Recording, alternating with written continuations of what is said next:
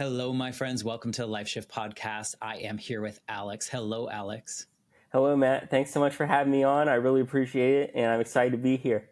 Well, I did not pay him to say that, everyone. Alex was telling me that this is one of the first few podcasts that he's been on telling his story, but you have written a book about your story, and we'll talk a little bit about that. But for those people that are listening, maybe for the first time, or you've come to listen to Alex's story specifically, the Life Shift Podcast really exists because of my own personal experiences. And so when I was 8 years old, my mom was killed in an accident. And at that moment in my life, everything changed. And so growing up, I always felt like, well, first of all, growing up, I didn't really process things until I got a little bit older. And I always felt really alone in that circumstance. And so my whole goal with the Life Shift Podcast is for people like you, Alex, and others to come on the show, share your story so that someone out there listening, maybe they didn't have the exact same experience, but they had something where they're feeling less alone. And something you say today, Alex, kind of like makes them feel a little less alone, or, you know, like they belong in a particular group or a community of some sort. That's kind of the goal. So thank you, before we even start talking, that you just want to be a part of this and share your story in the way that we're going to today. Absolutely. I'm excited to be here, and I'm willing to do whatever I can to help any listeners. And that is commendable too, because sometimes people are really afraid to share their story, and your story is a hard one to share, I would imagine, for a lot of people. And maybe it gets easier as you tell it more and as you kind of share it more. But the first stage of telling your story, and I'm not going to give away anything yet, but I feel like that's a really, really hard first step to get that out there. But I'm sure you can attest to this, is that once you start getting it out there and sharing it more, it's such a healing experience for yourself to tell that story, knowing that you are also helping other people by sharing it. Would you agree? Yeah, I certainly hope so. I've gotten some good feedback already from people sharing it, but I hope there's more to come. And yeah, I definitely think it's an important it's an important thing to share what happened to me, just because I think it unfortunately afflicts a lot of people around the country, around the world. And I think I hope I can shed some light both on how I kind of have healed or healing from it and work through a lot of it, and where I was in my journey, and the tools and techniques and tactics I used to work through it. Yeah. Do you feel that in sharing that story, it helps heal you a little bit more each time? Is there an element of that for you? I think it's definitely lost some emotional charge on it. Okay. It doesn't faze me the way it used to. I think it will be healing over time for sure. It's not certainly not traumatizing now. I think I've just sort of I've told it enough and thought about it enough that it's almost second nature to me now. Yeah. So it must be healing in some way, Yeah, because I guess think so. it takes that sting away, which for so long, in your case is a little bit different, and we'll go into it in a second, and it was kind of unveiled to you in a way. But a lot of people live with like a stigma or a shame in some experiences similar to yours, or just any kind of traumatic experience that they've had. And we absorb this kind of shame. Like even myself, losing my mom, none of it was part of what I did, or I did not make that happen. Yet I still assumed a shame as being a child with a dead parent, or, like there was these pieces, this stigma that I felt that I absorbed. And so I would imagine that, well, the more I tell my story, the more I separate. Like you said, it doesn't have that charge anymore, which is so like such a nice feeling, I guess, in a weird way. Yeah, absolutely. So before you start divulging your story, maybe you could just tell us a little bit about who Alex is right now in 2024. Like, what do you do? Who are you? How do you exist in the world? Sure. So I'm 30 years old. I live in Austin, Texas. So I'm finishing up this book, and I'm trying to figure out kind of what I'm going to do next career-wise once the book is released.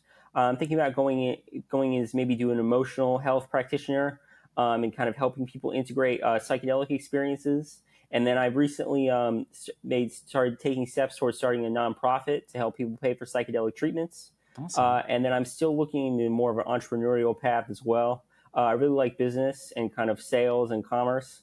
And so I'm definitely interested in selling a product or service in the more for-profit sector as well. That's awesome. You're kind of like at a crossroads in your life, if you will, and you can choose whatever path you want to, or all of them if you want to. Yeah, I had a couple different jobs before this, none of which I really thought were a perfect fit for me. And so I'm using this book to kind of turn over a new leaf, so to speak. Yeah. And we'll see what, if anything, comes from it.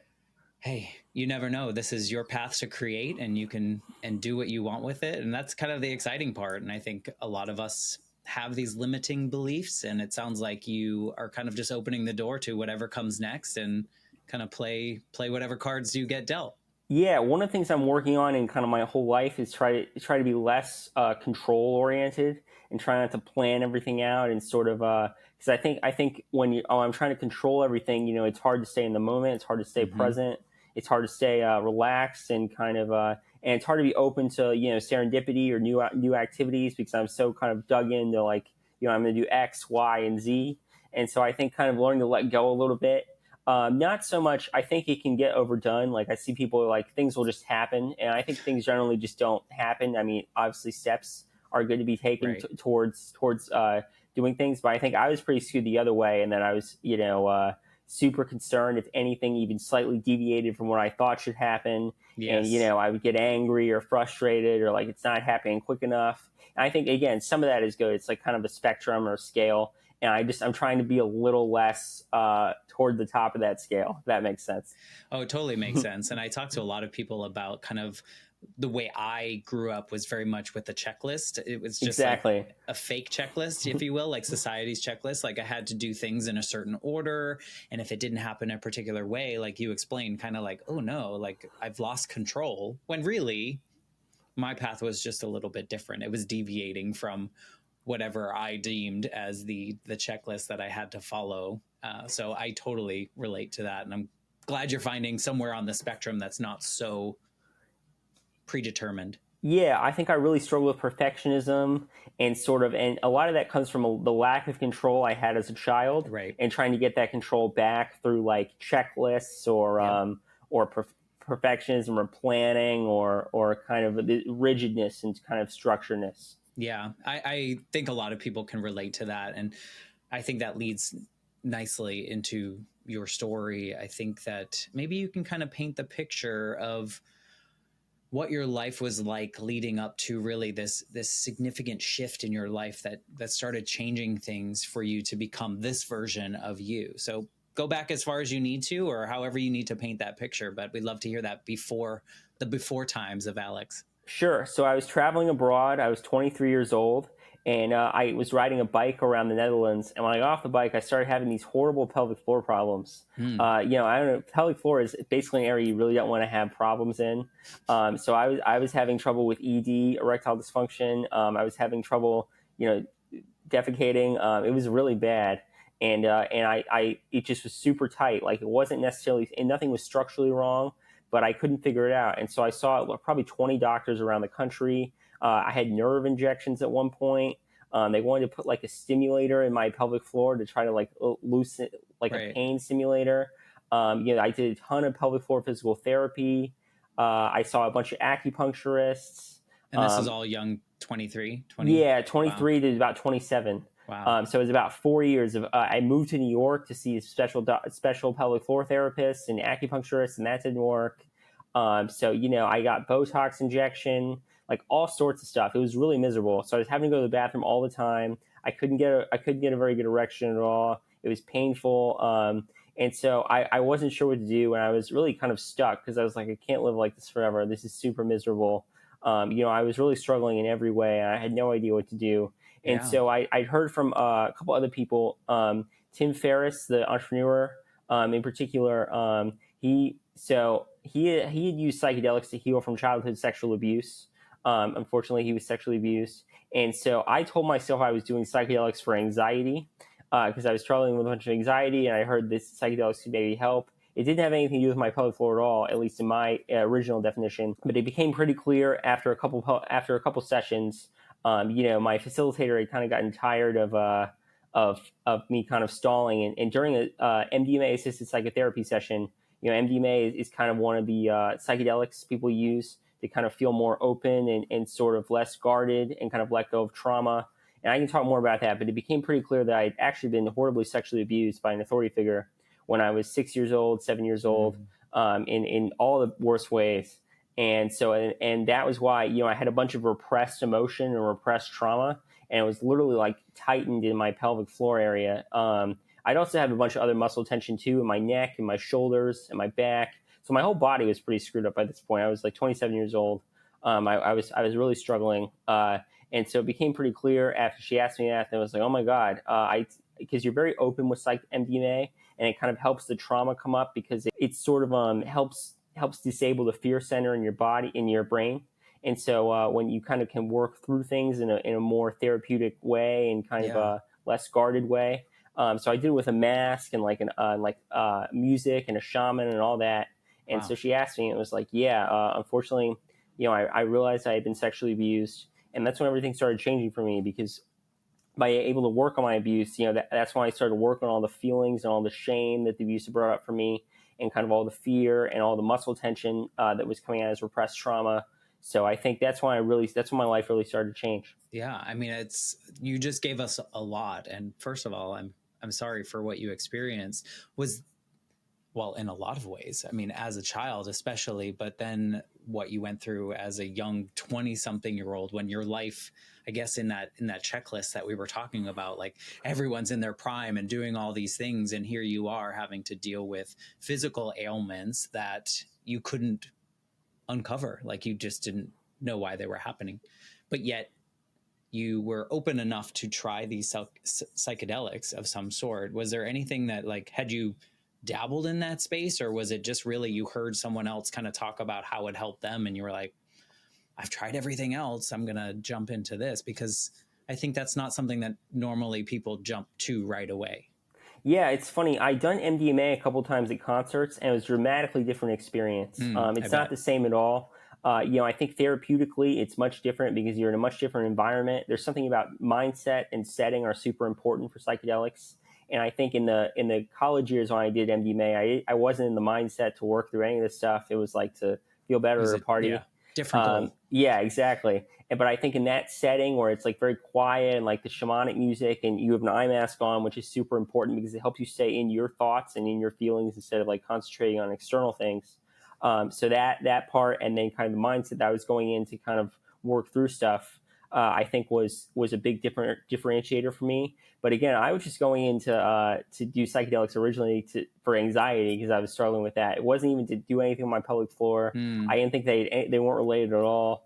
Did you do any kind of therapy before that? Like when you were going through all the different treatments and stuff like that, did you do any talk therapy of any sort, or did you just go right into this? I dabbled in talk therapy for a while. I've been kind of unhappy for a long time.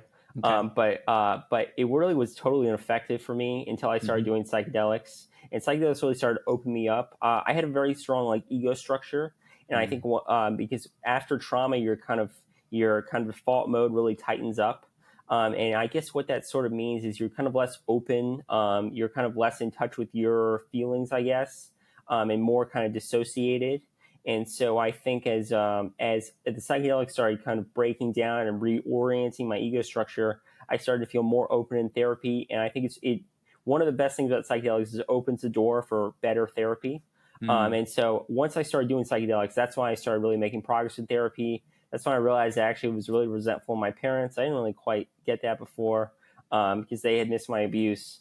And I was really resentful. I was really angry a lot. Right. And before psychedelics, I was more just kind of dissociated. Like I was very unemotional, kind of very, very almost like like I didn't cry. I didn't feel much happiness. It was just kind of, whatever. And I think really the psychedelics really started to open me up emotionally. So that was a huge thing for me. What kind of time period is that? Like from when you started like going for anxiety, and kind of like from the beginning of that to when kind of the key unlocked these memories that you had really suppressed clearly. Yeah. What's that time period look like for you? So I did my first psychedelic session almost a little more than 3 years ago now. And so it became clear I'd been abused about 6 months after that. Okay. So after my first session, I started having even more anxiety, not less, because all the feelings and kind of emotions I'd been pushing down started coming back up. And I started feeling really anxious about my body, and my body was almost in even worse shape than when I started doing psychedelics originally. And then I was crying a lot more. Like I didn't know what to do. I was very disconnected. And then I blacked out the whole second time I did psychedelics. Oh, wow. So that was really bad. Was working with a pretty inexperienced person. It really was not a good fit. And so one thing I would recommend, if you're going to do psychedelics, I think it's really good to have a good guide, someone that you trust and have rapport with, and gets you. Do your research. Yeah, because I didn't do that the second time, and it really went quite badly. I almost went to have to go to an urgent care facility because I was so kind of a mess. But then after that, I kind of found a more experienced shaman and someone I felt connected with. And I think in that safe space, I was able to start pulling up my abuse. And that's shortly after that. So my fourth session actually is when the abuse came up. Wow.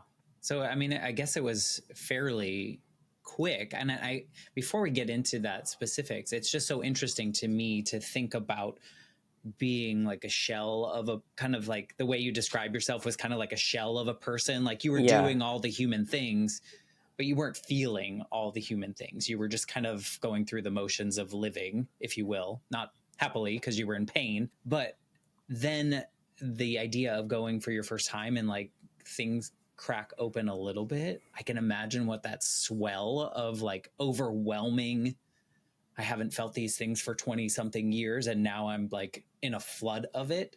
Is that kind of like what it was? That's what I'm picturing. So I don't know if that's what it was like, but it sounds like it was very similar.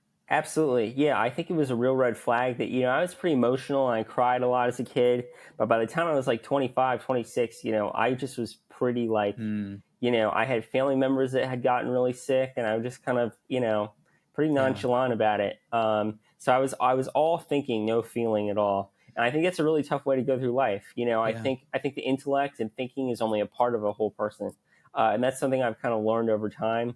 I mean, it's that's why I think talk therapy is an important part of the toolkit, but I think it's usually not it's necessary but not sufficient, I think, for full healing, because I think it's all intellectual. It's how do you think about things, and I think it's really hard to get in touch with those deeper feelings through talk therapy. I mean, some people can get there. I couldn't get there, and I need the kind of psychedelics, particularly psilocybin, to kind of work through that. Yeah. So I think the psychedelics really started opening me up emotionally. And at first it was really hard, but I do feel more in touch with kind of how I feel and my emotions than I ever felt before psychedelics. And I think that's been really good for me. Yeah, it almost sounds like that example you gave of like the scale of like your checklist, kind of like the way you change. It's the same thing on the therapy, like depending on how much you've closed off or how much you don't allow yourself to feel certain things is kind of the level of which therapy will work for you, whichever kind you go. Like, and I feel like I'm picturing this like sliding scale that's going back and forth. But before you say anything about, this moment you uncovered, when you look back, like the 25-year-old version of Alex, and did you have memories of your childhood and certain ones were just kind of, they didn't exist? Or did you just not really remember your childhood at all because of suppressed feelings and stuff? I think I was just missing certain ones, but they were big ones. But also, I think I thought I remembered a lot more than I actually remembered. People weren't really asking me like, what my first or second grade years were like. So I think I just told myself that I remembered a lot of stuff. But I realized pretty quickly I actually didn't remember that much. And I think a lot of people don't really remember too much pre-third grade kind of feeling, like it's just not naturally. So people don't naturally ask about it because we just assume that we don't realize these things. But we do know that things that you experience kind of really seat themselves deeply in someone. And those are the things that maybe our body chooses and helps us forget for reasons. But, once you started unlocking that, like, how did you start processing that or healing from that? Because I feel like that's really big. And for someone that really hadn't felt for a long time, it's overwhelming. How did you approach healing outside of even the psychedelic part? Like, how did you go on with your daily life? Yeah, I think integration has been a huge piece for me. The integrating the psychedelic experiences. The psychedelics themselves are only like a small piece. I think they just kind of open the door for healing.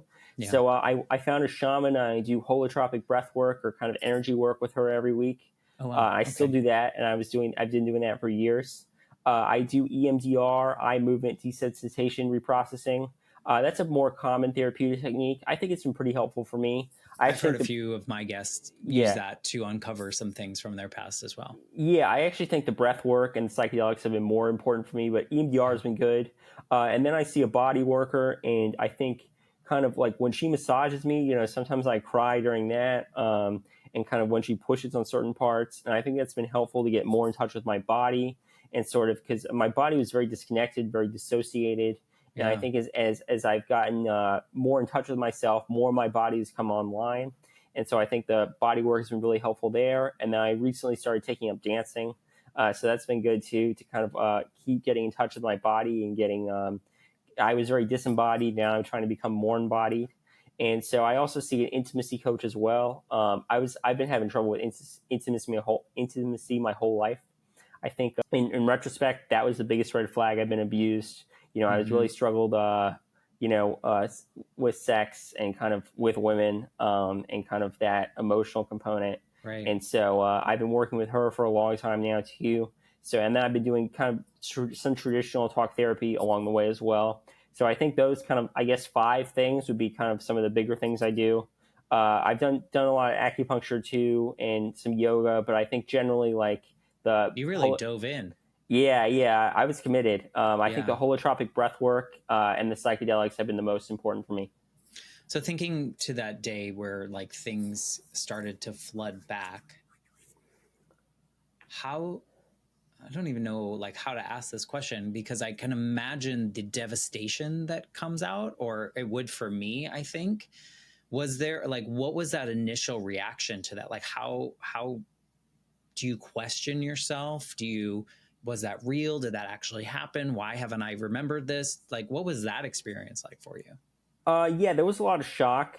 I think I'd already started having inklings, suspicions about this from the section or two prior. So I guess there was a little less shock. I think there had been a little preparing myself. Yeah. I was googling the individual's name every day. Okay. Because I was like maybe it was him. I'm not sure yet. And I'd read a lot of books about trauma. But yeah, it started to feel like once I said I'd been abused, it started to feel like I was getting abused all over again. In terms of kind of body sensations, and kind of felt like Yeah. it was happening again, and I was being re-traumatized. So and then there was a bunch of kind of gagging, just all Right. sorts of stuff that was like really bad. So I think at that point it became kind of hard to doubt. There was like a lot of sensations there that you really just it would I just knew it had to be like it was just too much body and sensation stuff for it not Right. to be true. It's interesting because I think there's probably a lot, and I don't know, I'm making assumptions here. I think there's a lot of people that would feel these things and then be too afraid to move forward, to move through, and be more inclined to push down, to push back. You know what I'm saying? So how do you find the fortitude to push through, to continue moving through all that? Because it sounds terrible. It sounds absolutely miserable and horrible and something that I don't wish on anyone. So how do you find that strength to move through that at that point in time? Yeah, I think the MDMA is really good at kind of feeling safe. Okay. Even scary stuff in the moment. Like I was saying some really scary stuff. I had a lot of scary flashbacks, but it disables your fear center in such a way that you can kind of talk and think about that stuff without it sort of just destabilizing Right. you or anything. And then also, I'd been working with a shaman for a while, and she was there when this is all going on. And we were engaging, so it would have been kind of tough to like claim it didn't happen after that. Like we talked Yeah. about it in pretty graphic detail. So it would be I guess I could have like stopped seeing her or whatever, Right. but I think a lot of people might. yeah, I mean, I was having such body issues at that point. Like I think I wanted this to come out, in a Yeah. deep way, because Yeah. I couldn't live like this anymore. And I'm still having a lot of body issues, but they've gotten a lot better as I've started working through this stuff. So I think I wanted to heal. There was some part of me that was like, you know what, I don't want to live like this anymore. This sucks. Yeah. There was no benefit to living like this. Like, when you're having ED and like, having trouble going to the bathroom, it's not like, I think the alternatives sound a lot better at that point. Yeah. Even working through your abuse is better than that, I think. So, Yeah. so yeah, I was like, you know what? I think it's good So yeah, I really dove. I went all the way You did. in You went instead of all all the in. way out. You know, I feel like you got to go either all in or all out. And I went all in. Yeah. And I mean, and you lived a lot of your life all out of it. So it kind of Yeah. makes sense of like, you got a taste of like a human experience, as bad as that piece was, like the feelings and the things that maybe you weren't feeling for so long, just in general, whether that was extreme anger, whether that was extreme sadness, whether that was like extreme fear, all those pieces, it sounds like you got all at once. And maybe there was part of you that was like, okay, if I can figure out how to manage these, like, so that they become eventually not so extreme, but rather just like normal kind of moving through life emotions, like I can see how someone would jump into it. But man, you really went into it, and good on you, because I think, I don't know, I feel like a lot of people I know would maybe continue dipping their toe in or backing out, like can't deal with that. And maybe it's also generational. I don't know if that's maybe something that plays into it. I'm about a generation separated from you, and I feel like the people that I grew up with, like for instance, when my mom died, I was 8. People around me were just like, let's make him happy, he'll forget, you know, kind of thing. Like it wasn't like process this, it was just, we need to make him happy. And it's just because they didn't know what to do. They didn't know how to move through that. And I think, you know, maybe the younger generations, even now, like younger than you, are willing to face these things head first and see people like you going, okay, he's still working through things, but he's working through it. And he's doing it with like confidence and, you know, confidence in himself, because he knows he can get to a place where he wants to be, and kind of defining yourself. I don't know if any of that kind of makes sense in what you've experienced. Absolutely. I think there's a lot more research done on trauma and like how to work through trauma and how trauma works. I do think some of it's gotten over the top. You know, everybody's like, That's anything. I don't think everybody needs to see a therapist like all the time. Right. You know, I don't think, I think therapy speak can be kind of weaponized. You know, like Fair. like you trigger me, so you should stop doing that. That's actually not how it works. If you feel triggered about something, it's ultimately up to you to either like get out of that trigger or work through that trigger yourself. You know, it's not like a power thing. But having said that, I think, you know, people like the Bissell Vanderklok, the guy who wrote The Body Keeps the Score, Yeah. Nicole LaPera, Peter Levine, I think they've all done a lot of great work and kind of more research on how trauma works. You know, it stores in the body, you know, how to work through it, you know, how to feel those emotions, whether that's through breath work or psychedelics or whatever other modality you might use. So I think people are understanding and ready and kind of how this works. And whereas I think my parents' generation, you know, they just like drank a lot instead, or Yeah. they like did a bunch of drugs, or like they dove into work, or some other way ignored to it. yeah, or some other way to dissociate or disconnect from yourselves. And ultimately, I think that led to a lot of screwed up people and families, frankly. But I think we're starting to work through that now as a society, and I think people are starting to wake up. And you know, I think it's unfortunate because I think there's still kind of a stigma around therapy and like working through trauma in certain circles, and Especially psychedelics now too. yeah, I feel like there's getting more research and whatnot about that, but I still think that people see that as a stigma or some kind of like taboo topic. Yeah, I did at the beginning, but as I've worked through more, I just don't care. You know, like like whatever, man. Like Because it you worked don't. for you. Yeah, nobody needs or should or has to do any of this stuff. But I do think it should be available, or it should be available for people that want it, and they should know it's an option if they want to, you know, work through their stuff that way. So I definitely support legalization in certain contexts, like in the therapeutic context. I don't know if you necessarily should be able to buy like mushrooms at the grocery store, but I definitely think like with a guide and like a controlled setting, they can really help people. So I want to talk about my experience because I think, you know, I hope my experience can encourage someone else to work through their stuff the way like Tim Ferriss did for me. Yeah. Well, and I think that the important piece of your story is that you leaned in and trusted yourself enough. Like, you know, like you decided to make these choices. And then when it got really scary, you kept going, you know, and you just described all the things that you're still doing years later to find the version of you that you want to exist and work through the world in. Right. I mean, it sounds like it didn't just, you know, snap of a finger, you let it all out and now you're a perfect human that you've always wanted to be, right? There's always work to do. Yeah, I've worked harder on this than anything, frankly. I've done like 20, Good. It's you. I mean, it's your yeah, life, right? yeah, I've done like 20 sessions at this point of MDMA, assisted psychotherapy, psilocybin, mostly. Those are by far the two. I had a bad experience with ketamine. I don't think that's as good. The way I did it was kind of as an outpatient procedure, and it was really didn't go well. And then I've done a little bit of LSD too, which I think is okay in certain circumstances. But mainly, I think MDMA and psilocybin are the two that are going to be legalized and most used to help people heal childhood trauma. So those two I've done like 9 times each. And so I really have a good sense for those two, and I'd be able to work through a lot of things with both those tools. So they both really helped me. Did you find where on your journey through all of this did you start to notice like body changes in which you were maybe dealing with less of the issues that you had for your earlier 20s? Yeah, I think almost immediately I noticed some changes. Mm, I couldn't raise my shoulders over my head without them like cracking out of place, and that wow. went away eventually. And then even just, but I'm still having some neck issues and some, frankly, pelvic issues that I'm still working through, which I think is fortunately is a testament to how bad childhood sexual abuse can be, to be honest. So I Right. think it's really unfortunate, and I think another reason I want to talk about my story is I do think this stuff happens, and I think by Of talking course. about Yeah. it can happen less. So I want to raise awareness about again, I think anybody that's in a position of authority around children, I'm trying to think of the right way to phrase this. Not necessarily that they're like a danger or anything, but it does happen in those circumstances. Like that's what happened to me. I was groomed by an authority figure, so it was really not good. And I think people have this idea that like this could happen like somewhere else, but it couldn't happen in my community or to my child or whatever. And at least in my experience, that wasn't true.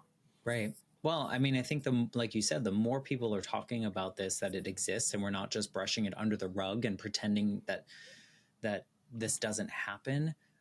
I think the fewer people go through experiences, even if they've experienced this, they don't spend their life ending up where you are right now, having to unravel everything, if you will. So the more we talk about it, the less it will occur. But if it does occur, the more we talk about it, the more healing people can do earlier, if that makes Exactly. So sense. it's like a two-pronged approach, sort of. Yeah. And you said that when those things started to come out, you had a lot of resentment for your parents, and you had a lot of, or towards your parents, and not helping you in this way. Do you still look at that in the same way? Do you have different feelings about that now that you've been a couple years like through this process, or do you still kind of, because you were just like, your parents' generation, they didn't do anything about anything, they just kind of did this. Yeah, I think I still don't think they did a great job. I'm not going to Fair. pretend that that my mind has changed on that, and I still would want to raise my kids in a different way than they did. But that being said, I've let go a lot of that anger. It still comes out every occasionally. I'm definitely not perfect in that regard, and so but I think yeah, I think ultimately I'm on my own journey, and it's important to take responsibility for yourself. Not necessarily that any of this was my fault or like this was No. happened because Right. of me, but Right. just that it is my responsibility to work through. It's my responsibility to heal from. If I choose it to be my responsibility, again, a lot of people don't take responsibility for themselves, and I feel bad for them because I think there's a lot of power and responsibility, and there's a lot of disempowerment by blaming everybody else for your Yeah. problems. Yeah. So I think, but Not again, that there's responsibility for you to bear as a 6-year-old, though. I think, sure, but now you have yeah, this responsibility to yourself to heal from that. exactly. And so, yeah, again, do I always take 100% responsibility all the time? No. There are times I still feel blame or resentment or whatever. Because you're a human. Exactly. So, but I've gotten a lot better on that, and I think I'll continue to improve in the years ahead. And before the first year or so, I took like it was everybody else's fault. Like this is bullshit. Right. But I've gotten a lot better about that. The first year of your Therapy, yeah. Okay. Once I started working through the abuse. Yeah. Well, I think that takes time because, first of all, like a flood of memories and emotions and the things that the byproducts of all of those are probably really overwhelming for the first a long period of time, I'm imagining. Yeah, True. it was horrible. Yeah. Especially once I started doing psilocybin, I got even more in touch with how I felt about all this, and Right. there was crying, and there was sadness, and there was a lot of Right. bad So feelings. you can't be expected to become like so responsible for like you can't take all of it on at once. Like there Yeah, is a blame to be had. There's a blame to other people as well, so it's not something that experience especially, and the subsequent experiences, because once you push back that, you're preventing yourself from doing other things throughout your entire life. So I'm sure there's this like connection trickle effect of all the things that happened to you, or you did, or you chose to do because of that one event way back in your early life. Or not one event, but that experience, yeah, that trauma that you experienced then affected everything after. yeah. Unfortunately, it was a lot of events, but yeah, I Right. think it absolutely affected me. I think it totally altered my life. Right. And Still, it always will. that hurts. I mean, it's still, I think there'll always be a scar there. I look at, some of the decisions I made, would I made those differently? Would I've Yeah. had more girlfriends? Who knows? So yeah, those are questions I'll never get the answer to, or how I would be a different person today if this hadn't happened. Oh, I don't. no doubt. It's not really useful to speculate on these sorts of things. I'm not going to pretend I don't do it, but or I didn't do it. Right. But it is what it is at this point, and I think it ultimately definitely altered my life trajectory. I certainly wouldn't be writing a book about this stuff or being on podcasts like this one Yeah. had this not happened. So maybe it's kind of blaze a trail for new opportunities and new things to come. But I think one thing I've always tried to remember is beneath blame is usually hurt. It's Mm-hmm. usually kind of sadness. Yeah. So every time I think about blame, I actually think, well, what am I really sad about here? Like, what is or kind of ultimately anger usually is often sadness too. Like, what am I angry about? Beneath Yeah. that is what am I really hurting or sad about? So every time I try to reframe that, and it kind of gets me more in touch with how I really feel. What was, I mean, when you started your story, you talked about like biking through the Netherlands. What's significant about that moment that's where you kind of chose to start? Yeah, that's just when I started having pelvic floor Oh, problems. it started then. Yeah, like I literally got off a bike and was like, something feels weird here. Wow. So And nothing before that. I wasn't having any. I think I was having a lot of emotional, but I wasn't having any body issues at that point. Gotcha. Okay. My I wasn't having any ED or anything like that. But the second I got off the bike, it just felt it felt different. Like I almost like tweaked something, and it just kept getting worse and worse for like Yeah. months. And Wow. I like didn't know what to do, and then I was just kind of stuck. And that's when things really started to take a nosedive for me, actually. Yeah, I mean it's interesting, and you mentioned it. The body keeps the score. Kind of thinking about how like maybe that was your body. Like Yeah, exactly. I need to raise the flag now because we need to do something about this, and let's go. Yeah, I mean that was the triggering moment for me, but there probably would have been another one had that not happened. I think it was going to come up eventually. Like it was bad enough where I don't think I could have suppressed it for my whole life. Yeah. Did you have but any triggering like emotional moments like that, or was it really that physical one? Was like that your body knew that you weren't really going to listen to the emotional ones. You needed to be in some pain, or yeah, I think something like that. yeah, muscle tension. Yeah, I think I was talking. I don't think there's anything else that could have set Yeah. me on this path. There's certainly no emotional issue would have set me there. I think it had to be physical. It had to be something around ED, because like that's like such a problem for mid 20-year-old When you're in or 20s. Yeah. yeah. So I think I think that's what happened. It's I couldn't interesting. handle it. It's interesting. It's just really because you were probably conditioned, and here I am, I'm making assumptions again, but like growing up after an experience like that with your parents either helping you push that to the side, but you were probably conditioned to not feel certain things or not feel emotion, like you were suppress those things, don't feel a certain way, don't think about this, don't go in that direction. And so, yeah, your body was like, let's go. Like, Yeah, you need something's to got to fix give this. here. Yeah, Yeah. I mean, well, thank you, body. Right. I mean, yeah. had it waited another 10 years, you would have started, like this is, it's terrible. Like, I don't wish it on anyone, but at the same time, I'm glad you got the trigger. I'm glad you were like, let me go to every doctor under the sun first to figure out what needs to happen. And then like have this inkling to be like, okay, well, is there a different way that I can approach my anxiety, how I'm feeling, like I'm feeling really overwhelmed here. But maybe your body knew that you needed to do that because you needed to let this out. Like, it's very just weird to think about. Yeah, I think it's almost like I had to try everything before I tried the right thing.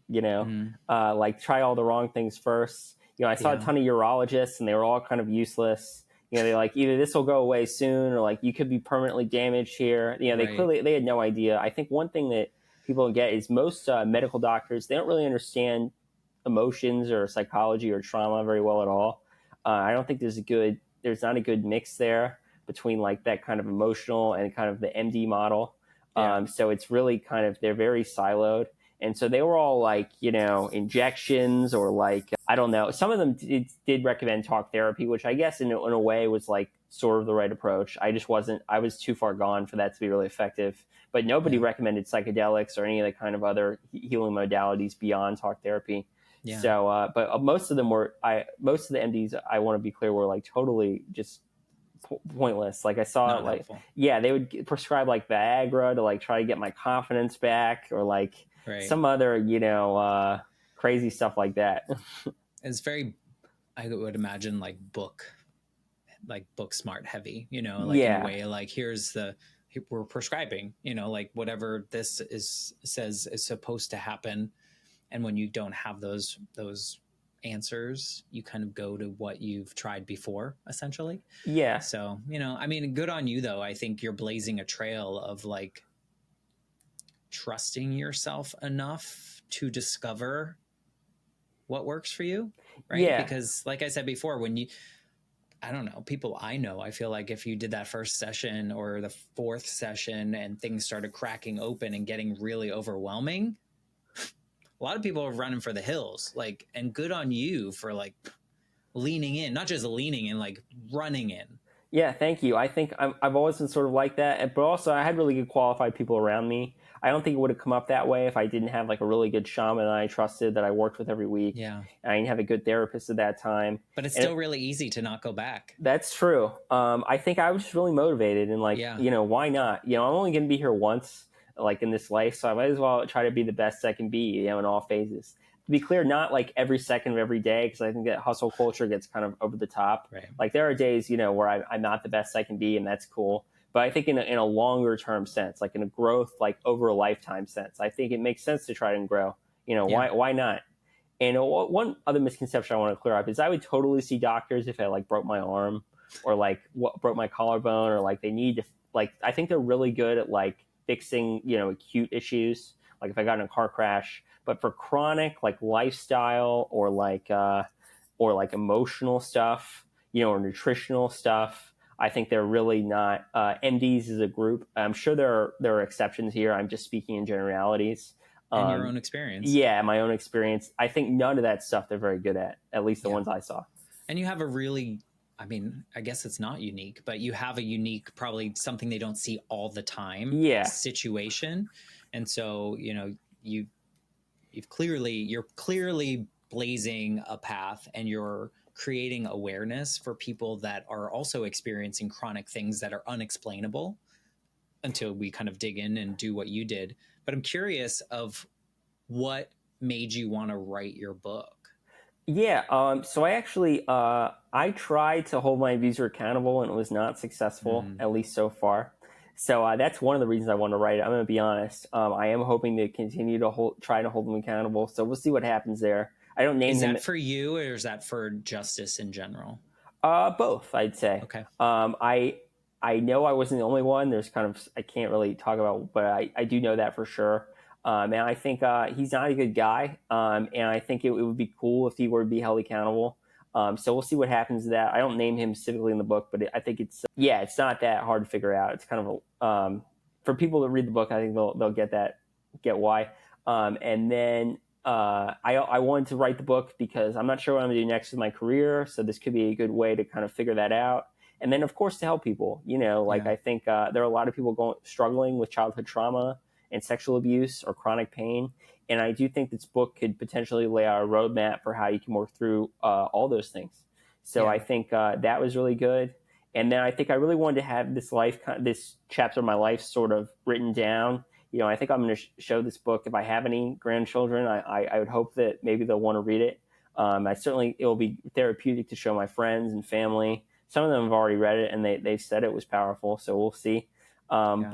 But yeah, so I think those 4 big reasons, for next steps for me to hold my abuser accountable, to help other people, and to kind of categorize and kind of in a therapeutic way this part of my life. So all 4 of those reasons, even one of them would be enough for me to write, I think, but all 4 made it a pretty clear no-brainer.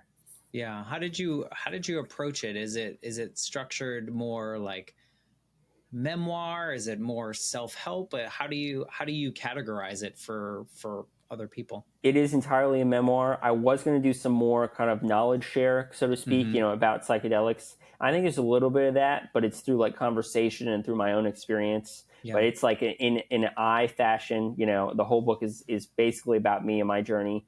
So it is very much a classic memoir in that sense. Yeah.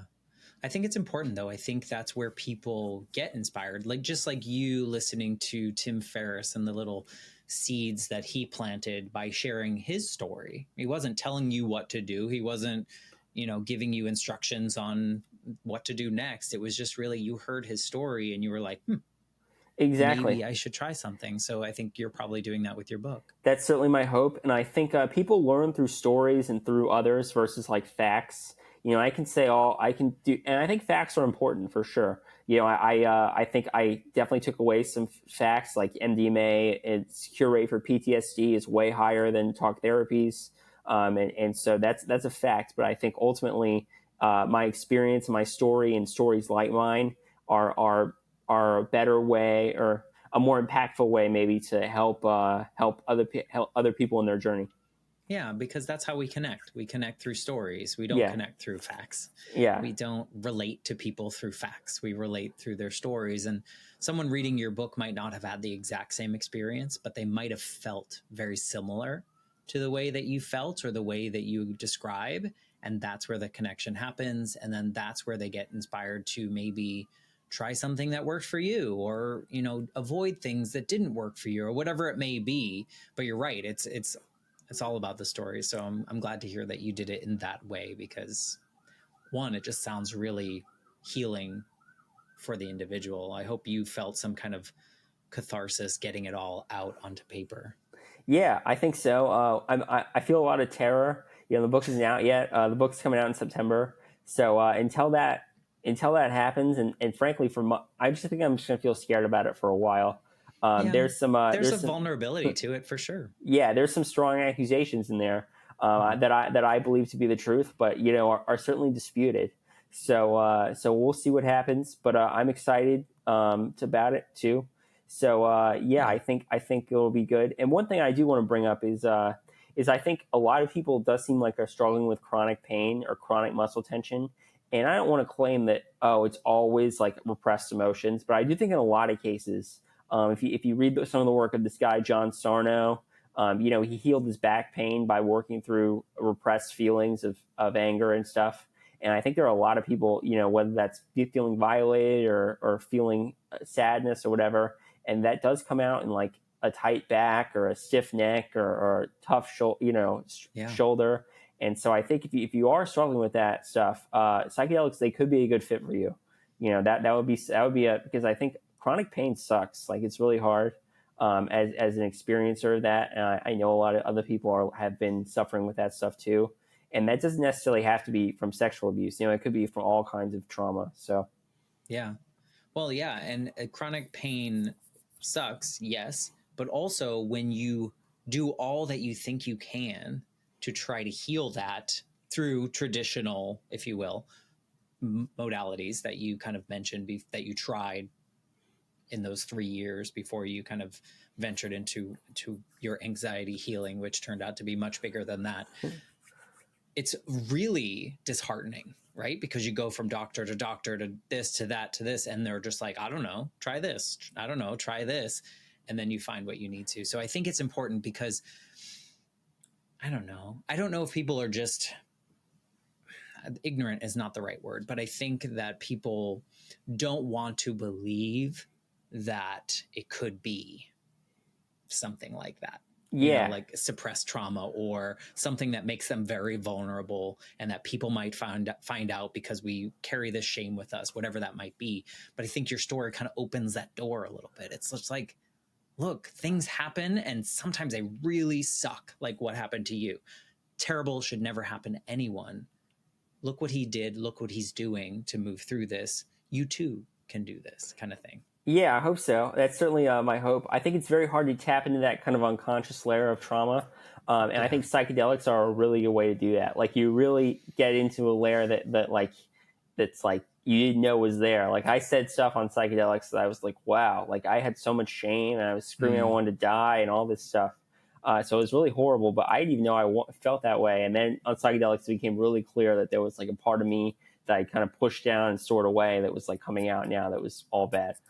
But it's once you start working through that or have that stuff come out, you can start working through it and start, forming a new internal narrative for yourself around, love and self-acceptance and things. Yeah. In my opinion, it's like, I think people should know that is an option for them and that can be something. We're not saying this is what you must do. You must go do this. If you don't want to, then that's your choice. But also there are choices that you can make that might be similar to what Alex experienced or, in a positive way. So find the trust in yourself to seek out what works for you is really, I think, the message. Absolutely. Yeah. I think it's not like go do psychedelics. It's find what works for you and heal. Yeah. If it calls to you, great. If it doesn't, that's cool too. I think I just think it's good for people to know it's an option. Well, even in your example, like you said that you do body work and you do breath work and you do dance stuff to get, more embodied and all these pieces that you're seeking out things that are not all psychedelic. You're finding all the things that work for you that are helping you heal. And that's really like everyone listening. If you feel like if any inkling of something that you need to heal, find what works for you and don't judge yourself for whatever you choose. Just do it.